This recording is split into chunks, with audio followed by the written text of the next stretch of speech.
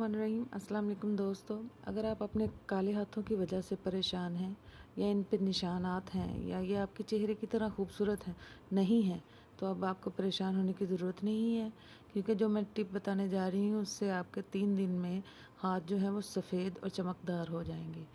इस टिप के लिए चाहिए आपको गंदम का आटा 2 चम्मच, चावलों का आटा 2 चम्मच, मतलब पिसे हुए चावल, और आपको चाहिए होगा हनी 1 चम्मच। इन सबको आपने मिक्स करना है और इसमें दूध आपने शामिल करना है कि इसका अच्छा सा पेस्ट बन जाए। इतना आपने दूध इसमें शामिल करना है कि एक फ़ाइन पेस्ट बन जाए, और इस पेस्ट को आपने अपने हाथों पे अप्लाई करना है।